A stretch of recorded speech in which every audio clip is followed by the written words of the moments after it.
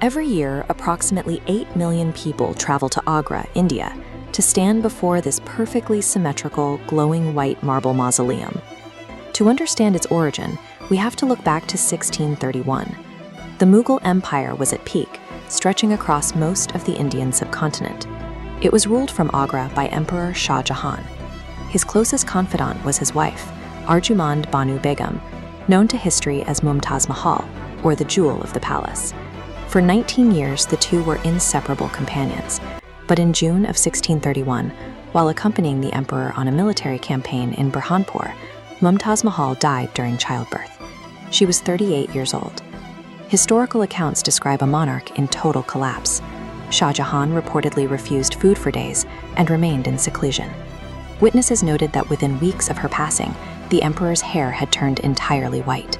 To process this loss, the emperor turned his focus from expanding his borders to building a single permanent monument, one that would eventually command the treasury of an entire subcontinent.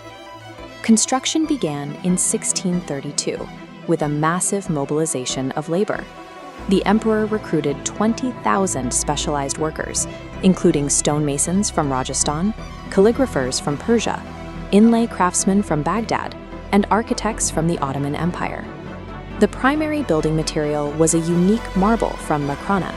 As this map shows, transporting the stone to Agra required an overland supply route stretching 300 kilometers, powered by a fleet of over 1,000 elephants. Simultaneously, a global supply chain was established to secure the decorative elements. Shipments of semi-precious gems, like turquoise and carnelian, arrived from as far away as Sri Lanka, Afghanistan, and China. These materials were used in a technique called Pietra Dura. Craftsmen carved precise channels into the white marble and embedded stones like lapis lazuli to create these seamless floral designs. Coordinating thousands of artisans and global cargo routes turned a personal expression of grief into the most complex economic and engineering undertaking in the history of the Mughal Empire. The project was led by a Persian master named Ustad Ahmad Lahori. His mandate was to create a structure of absolute symmetry, intended to represent a divine earthly paradise. Lahori designed the approach to carefully control the visitor's experience. As you walk through the massive red sandstone Great Gate, the monument remains hidden in shadow until the final step, when the marble is instantly revealed in the daylight. Look at the calligraphy framing this archway. From the ground, every letter appears perfectly uniform. That uniformity is a calculated illusion. The lettering was carved to grow progressively larger as it rises, compensating for human perspective below. Beyond these visual adjustments, Lahori integrated structural safeguards into the 4 towering minarets standing at the corners of the platform. In this profile view, notice that the minarets are not perfectly vertical. They are built with a subtle outward tilt. This ensures that in the event of a massive earthquake, the towers would fall away from the central dome rather than crushing it. By combining these optical corrections with structural safeguards, Lahori ensured the monument would remain as stable as it was beautiful. An engineering project designed to protect the Queen's memory from both seismic shifts and the passage of time.